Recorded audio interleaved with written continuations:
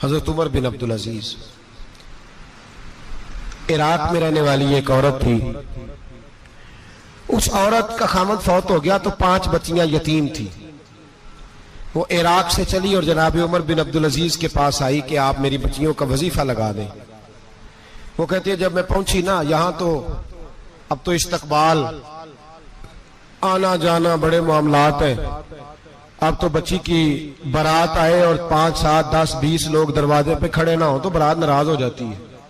कहते हमारा इस्तकबाल ही किसी ने नहीं किया। तो इस्तकबाल तो अब इस तरह है जिस तरह नशा नहीं होता, ये इस्तकबाल की हालत है, अमीरों से लेके गरीबों तक। मुझे पूछा ही नहीं किसी ने, कुर्सी नहीं दी, आगे नहीं बिठाया, ये वाला मामला है। और मैं मेरी तरह के लोग, नेक लोगों की बात नहीं करता। अब तो हम देखते हैं फलां मौलाना का इस्तकबाल हो रहा है, फलां के लिए लोग खड़े हो रहे हैं, नारे लग रहे हैं। और अब तो मैं देखता हूं ऐसे ऐसे हाथ लहराते हैं सूफी और दरवेश कहलाने वाले, जैसे सियासी लीडर लहराया करते। ये क्या तरीका हुआ? ये कौन सा तर्ज जिंदगी? मेरे नबी पाक सल्लल्लाहु अलैहि वसल्लम ने फरमाया जो ख्वाहिश करे कि मैं आऊं और लोग खड़े हों वो तो जहन्नमी है, तो दोज़खी है। सारे वही तरीके हम इख्तियार करते जा रहे हैं, वही प्रोटोकॉल है हर जगह। वो लोग जिनके दरवाजे खुले होने चाहिए थे वहां भी हर वक्त के लिए मामला तय हो गए। याद रखें मेरे नबी पाक अलैहिस्सलातु सलाम ने जो तालीमात दी, हजरत उमर बिन अब्दुल अजीज रहमतुल्लाह ताला अलैह। औरत कहती है मैं पहुंच गई, मैंने लोगों से पूछा घर कहां है, तो कहा वो जहां बोरी लटक रही है ना बाहर, टाट का पर्दा लगा हुआ है, वो हजरत उमर बिन अब्दुल अजीज का घर है। कहती है मैं दरवाजे पर दस्तक दी, तो एक औरत ने दरवाजा खोला तो मुझे बीबी जान के अंदर बुलाया। तो उनके घर के अंदर जब मैं दाखिल हुई तो बड़ा सारा सेन था, एक तानिम कुआं लगा था, एक तरफ एक बड़ा दरख्त था और एक छोटा सा बनाई हुई थी जगह बर्तन धोने के लिए। और बीबी ना बर्तनों को मिट्टी लगा के साबुन लगा के बैठी हुई थी, काम कर रही थी वो औरत। मुझे उसने दरख्त के नीचे बिठाया, पानी पिलाया। कैसे आई हो? मैंने कहा अमीरुल मोमिनीन से मिलना है। कहने लगी बैठो थोड़ी देर में आ जाते। कहती थोड़ी, मैंने समझा घर की कोई मुलाजमा है, मैं बैठ गई। थोड़ी देर गुजरी, फिर दस्तक हुई, उस बीबी ने उठ के दरवाजा खोला। तो जब वो शख्स अंदर आए तो कहने लगी बड़ी देर से बर्तनों को साबुन लगा के बैठी हूं, कहां रह गए थे?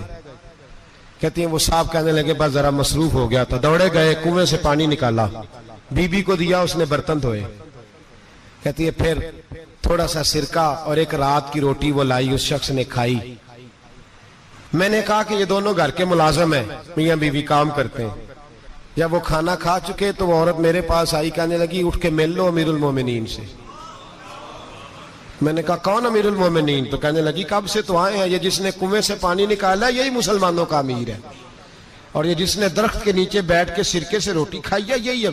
ये फरिश्तों की दास्तान नहीं, ये वो लोग हैं। मैं रात को भी कह रहा था एक जगह पे कि ये लोग जो है ना जिनका आप रोज शिकवा करते हैं हुकूमतें बड़ी खराब हैं, ये कोई नहीं खराब, बिल्कुल खराब नहीं। जितने सियासी लीडर हैं सारे सही हैं। खराब वो लोग हैं जो इन्हें वोट दे के लीडर बनाते हैं, बिल्कुल खराब नहीं। मैं तो इनके हक में होता जा रहा हूं। नाराज हो गए ना आप लोग? अल्लाह करे तुसी हो जाओ तो अगले इलेक्शन च सियाने भी हो जाओ, आमीन तो कह दे। मैंने कोई मशवरा नहीं देना, इसलिए कि मेरी नजर में कोई ऐसा शख्स नहीं जिसके लिए मैं आपसे कह सकूं कि वोट दें। और हम तो ऐसी बात करें तो कई लोग नाराज होकर चले जाते हैं, लेकिन कोई परवाह नहीं, इसलिए कि ये दीन मेरे नबी पाक का दीन सिर्फ मस्जिद का दीन नहीं। इंशाअल्लाह आइंदा जुम्मे नजरिया पाकिस्तान बयान करूंगा और बताऊंगा कि पाकिस्तान का मतलब क्या, ला इलाहा इल्लल्लाह मुहम्मदुर रसूलुल्लाह सल्लल्लाहु अलैहि वसल्लम। हुजूर का जो कुरान नाफज होगा मस्जिद में, वो कुरान कचहरी में भी नाफज होगा इंशाअल्लाह। और वो कुरान नाफज होने आया है, असेंबलियों में वही कुरान नाफज होगा इंशाअल्लाह। और यही चिराग जलेगा तो रोशनी होगी। बयान करेंगे और डट के बयान करेंगे, आपको बताएंगे।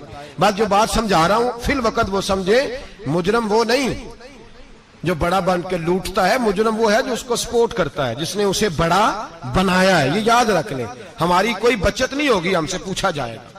हम सारे कचहरी में खड़े होंगे, अल्लाह सवाल करेगा कि तुम बताओ तुम इनके मददगार क्यों बने थे, तुम सपोर्ट क्यों करते थे, ये पूछा जाएगा और हमने जवाब देना है।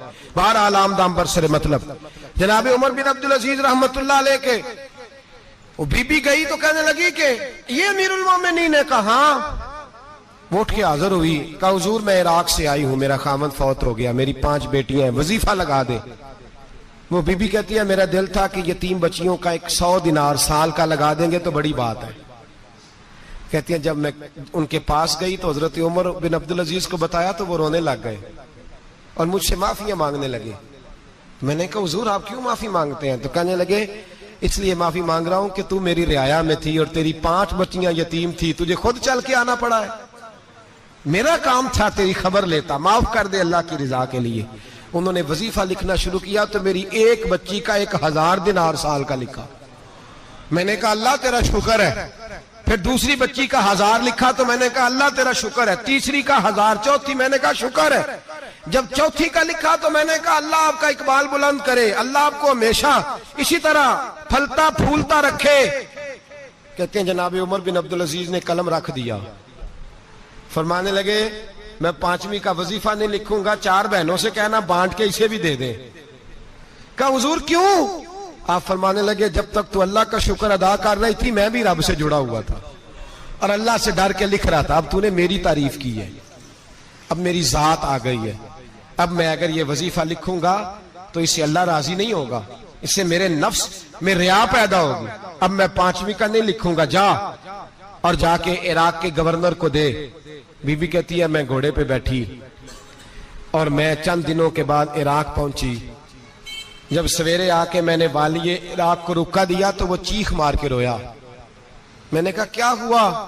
तो कहने लगा बीबी आज रात को हजरत उमर बिन अब्दुल अजीज का इंतकाल हो गया, फौत हो गए, तो इंतकाल कर गए। कहती मैं भी तड़प के रोई। मैंने कहा मेरी यतीम बच्चियों का क्या बनेगा? तो वो गवर्नर कहने लगा तेरे वजीफे जारी रहेंगे, तुझे मिलते रहेंगे। तो कहने लगी कैसे?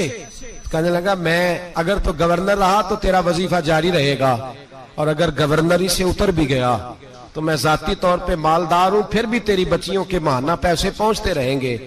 मैंने कहा तू क्यों देगा? कहती वो रो पड़ा।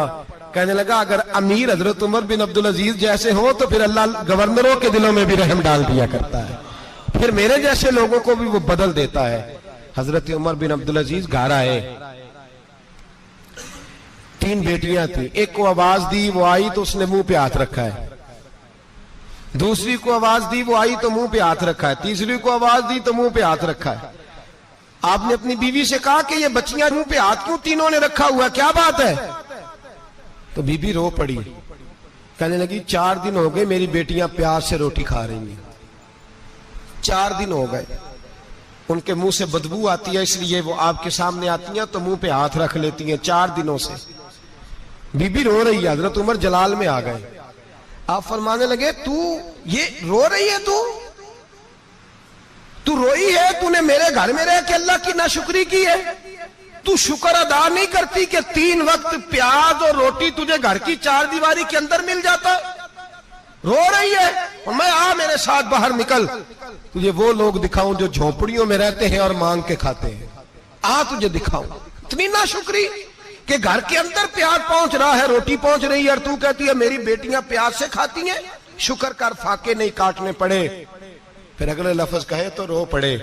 फरमाने लगे मैंने तो मुस्तफा के वो हालात भी सुने हैं जिसमें कई दिन बीबी फातिमा ने फाके किए, तू घर के अंदर प्याज पहुंच रहा है, तू अभी भी। सादगी, आजिज़ी और कनात नेमत थी इन लोगों की। हमारे यहाँ रोज शिकवा है, किस बात का? गाड़ी कोई नहीं, रोज